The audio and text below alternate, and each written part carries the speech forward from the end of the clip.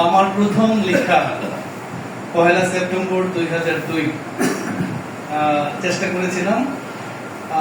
সবাই তো একেবারে বিদ্রোহী ঝাঁঝালো দেশপ্রেম দেশাত্মবোধ নিয়ে লিখছেন, আমি একটু প্রেমের কবিতা আবৃত্তি করব। এই প্রথম লেখা আমরা তো প্রথম লেখা প্রকাশ করারই সাহস করতে পারি না।